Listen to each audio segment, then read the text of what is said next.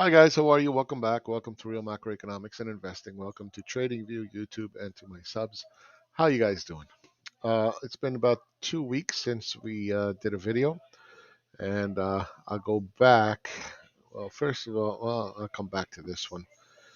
Uh, where is it? All right. So here's the video where it says, "Don't be reactive." Right?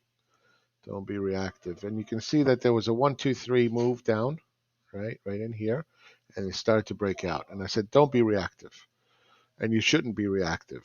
The fact that prices have pushed higher was probably due to the end of the war. Now, it didn't seem very likely at the time, but that's what's subsequently happening. Now, remember, a war is an event.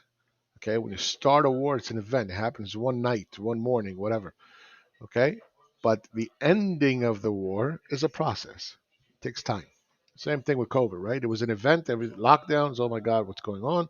And then the process of opening up has been uh, ongoing. Does that mean that it's all over? Okay, let's all go out and buy stocks? No, that's the FOMO. That's the reaction kind of move, right? Because this move, believe it or not, is quite big from the bottom. Right? It's very big. It's up about 18% from the bottom. Now, when you look at the analysis, right, we had a higher low finally. Okay, looking great. Popped up, dropped, broke the previous low, and then off it went. Okay, this is likely not going to be a bottom. I know, I know, sounds crazy, but likely. I don't have a crystal ball, so I don't know, but it doesn't look like a bottom to me. What it looks like to me is that you had a very nice 1, 2, 3 move to the downside. It is now correcting. The FOMOs came in, they bought it up, and then they're going to be disappointed once again. Okay. Now, having said that, there's a number of scenarios that can happen from here, and we don't know what they are. One of the scenarios is that this is going to be a one, this will be some kind of a two, all right, and then we'll start to go back up. That's one scenario. So we'll end up something like this. All right, it'll come test the previous high, possibly, then start to fall, or it can make a lower high or something to that effect. The other scenario is that you have the 1, 2, 3 down. This whole move is a one. You got the correction. Great. Everybody's excited. They went out and bought 18% from the bottom, and then it starts to fail. And this would end up being three. So this would become two, this would become three, and this is all one. All right. So we don't know which one it is. Not our concern to know what it is. But remember, there's a lot of problems in the economy. There's a lot of problems everywhere that are still not addressed. Now, remember um, that a year ago, they were all telling you, oh, don't worry about inflation. It's transitory. Don't worry about it. It's a piece of cake. Right? Same thing in the summertime, right? Oh, it's just transitory. All these know nothings. They're so getting upset about nothing. It's supply chain. Remember that? Oh, it's supply chain. And the entire time since April of last year, I've been saying, no, that's not the way it is because we have commodity prices rising. Okay, that's problematic. That's causing inflation. That will continue to cause inflation. And who said that first? Warren Buffett, right? Warren Buffett. And everybody's like, oh, that old stupid kook. Ha ha ha. Okay. Now you're saying, well, yeah, but there's a war now. Well, wait a minute. Hold on. The war has been ongoing for 5 weeks. The inflation is backwards looking, and it's not looking. The war has not even been factored in yet. So please remember that. Don't fall for that silly little trick. Okay. I was telling you a year ago that look, this broke out, and we're going to have a commodity inflation problem, and that's back on April 23rd, 2021. While everybody else was telling you, oh no, it's supply chains. Okay, now you're going to find out what supply chain problems are for real. Not that garbage they were telling you a year ago. Now you're going to find out what supply chain problems are, and then you're going to factor that in to the to all the other problems. Okay. Um, Coming back to stocks. Okay, so raising rates is bad for stocks. No, no, it depends.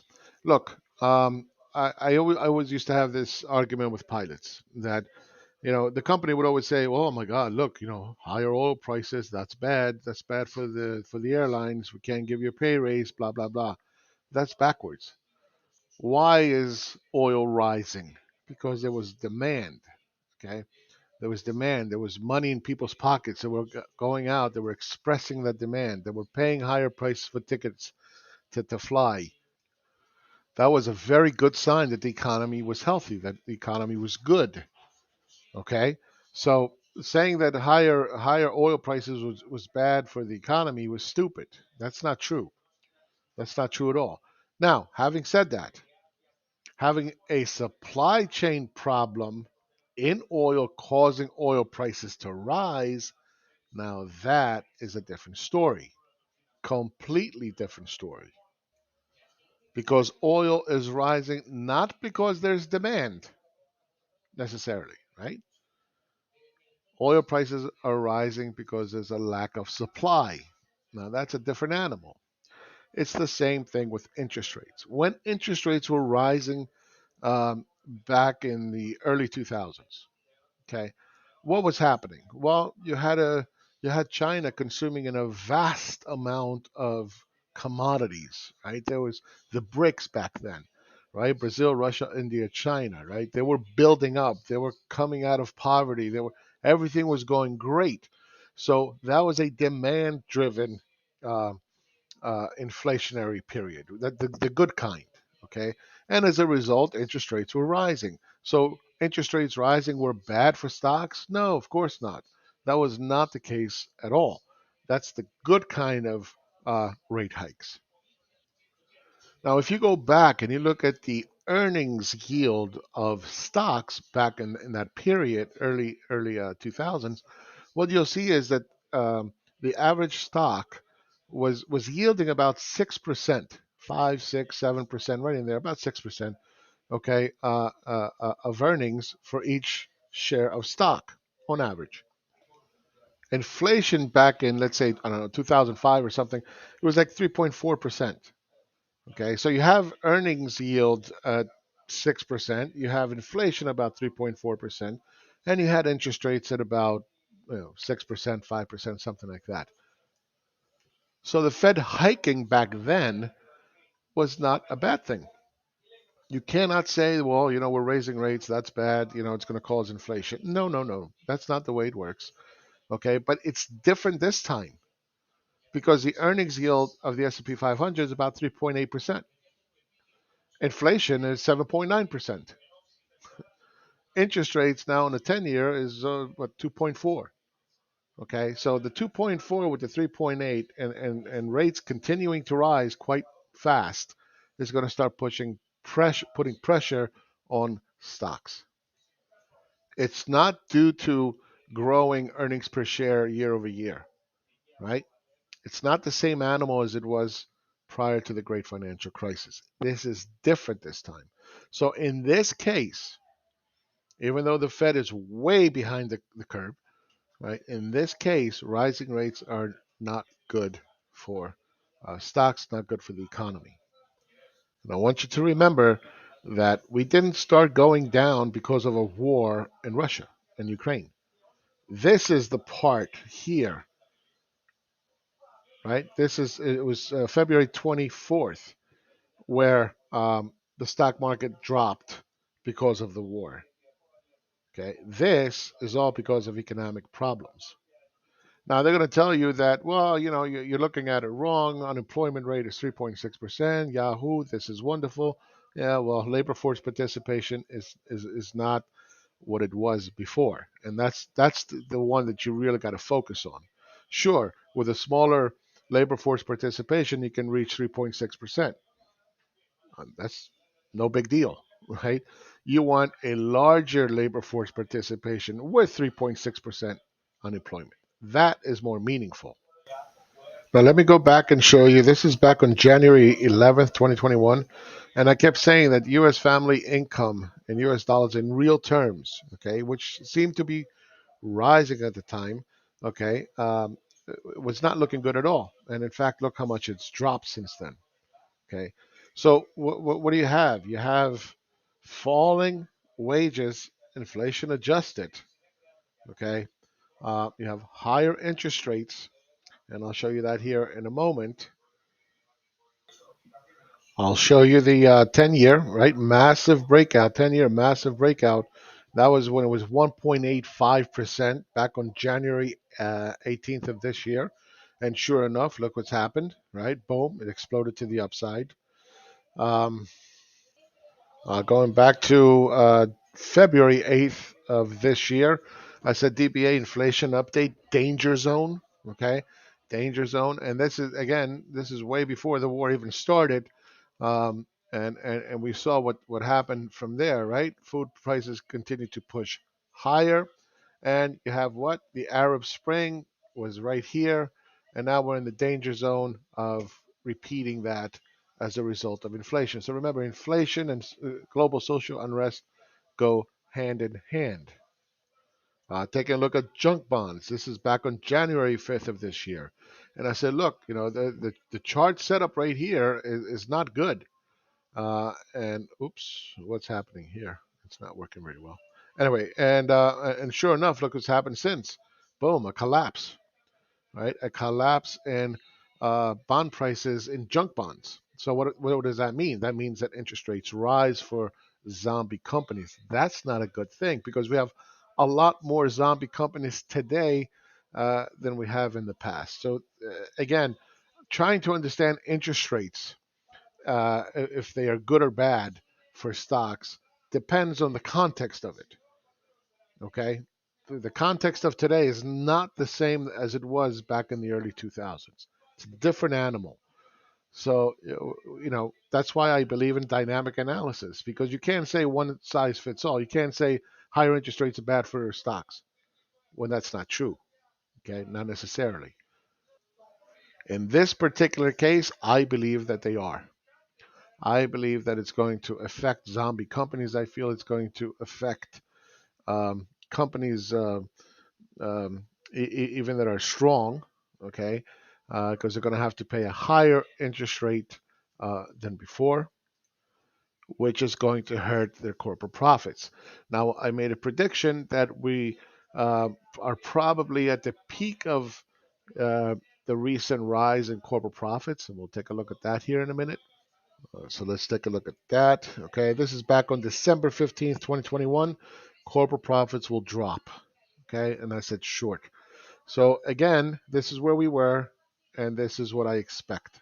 Okay, so far, it's going my way. Not a lot, a very smidge, little baby one.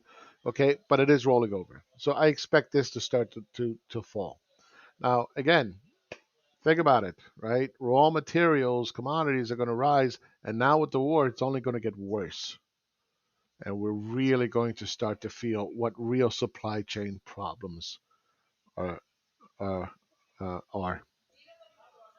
So I'm not too excited about this move, even though it's a very big move, 18% to the upside.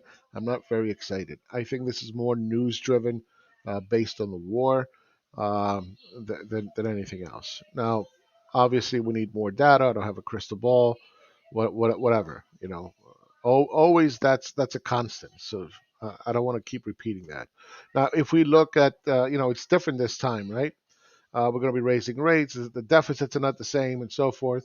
And we've seen that despite this huge move in the market, up 18%, the number of stocks above the 200-day moving average in the Nasdaq is quite low.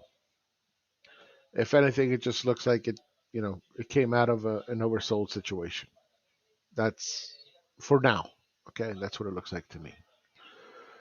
So don't get too excited. Don't fall in love with the upside. How about that? All right, let me continue with some of these posts that I had recently. Um, okay, gold. Gold relative to stocks has underperformed grossly. Now, you may not agree with it. You might come up with other ideas. You might love gold, whatever. It's not going to change the chart. I'm sorry. Okay. It's got a lot of work to do to start to outperform stocks. A lot of work. And it's not there. Okay. It doesn't mean that Gold can go higher. Sure, it can do whatever it is. But you want to put yourself in a situation where you own the best asset classes relative to gold. Okay. And stocks are definitely a better asset class to own relative to gold. That's that's the data. So remember this. If you really want to start to analyze correctly, you have to start to extract information from the data instead of applying vague hunches and feelings to the data. That's a very big difference. And you have to understand the difference. Okay? You have to be objective. Extract the information from the data. That's how you're going to do proper analysis. All right, next, let's take a look at the Brazilian real. With it's broken a key area here, right? Multiple. This is the first support area in the smaller time frame, and the bigger time frame is right here, and it's breaking down at a key area. All right, and sure enough, since then it's just continued to push lower. Now remember, Brazil is a commodity-driven economy, so in a high commodity inflationary period, it's going to do fairly well. Um, Taking a look at what else here? Oh, PAVE. Okay. All right. This is the infrastructure. Now remember, commodities are going up, right? So as commodities rise, whatever money that you have allocated for infrastructure is you're going to complete a lot less of that infrastructure building, right? Because commodities just are more expensive. So we've been here before. Okay, it's not the first time that we've been in this rising kind of wedgie looking formation, right? We were going up, it broke a key area once again, and sure enough, it fell apart. Okay, it dropped all the way down here, and then it started to pop. So it's not the first time we've seen this setup play out. So here's where we are now, breaking a key area again, rising wedge. Okay, so the likely next move is it comes back down again. Um, and finally, taking a look at home prices, inflation adjusted. They are now at historic new all-time highs, with interest rates rising, with mortgage rates doubled. Right now, there's no evidence to suggest that this is going to start to collapse. But as a rule of thumb, okay, every 1% rise in interest rates, home prices fall 10%. We have not seen that yet, but I suspect we will going forward, especially as commodity prices rise, inflation, and so forth. People are going to start to have difficulties just buying homes at any price, okay, because the monthly payment is going to rise, and that's going to be problematic. Finally, taking a look at cryptos. Okay, nice little breakout here. Again, due to the war, right? Very tight, tight, tight, tight. Started to break down, popped back up. Maybe we get a little bit more of an upside here. I wouldn't get too excited about this breakout. Okay, the red roof has been corrected now. Let's see how this works out. Taking a look at Bitcoin. Okay, just broke the previous high here, having some difficulties pushing higher. Ethereum, kind of the same thing, right? Broke the previous high here, having a little bit of difficulty. The bullish case is what? That you have a higher low. Okay, fair enough. Now you have a higher high. Fair enough. But you can make a very strong argument that this is a bear flag. 1, 2, 3 up, and then more downside. This would be the 1. This would be the 2. This would be the 3. Okay, so it'll be 1, 2, 3 down. So we're not out of the woods yet. Not yet. Ideally, what I would like to see is for this to come down, break the previous low, and then go up to the moon. This would be such a wonderful, wonderful setup for us to buy. That would be just beautiful, right? But we're not there yet. A lot of data to go. So that's it for this video. Thank you very much for your support. I'll talk to you guys soon, and happy trading. Take care.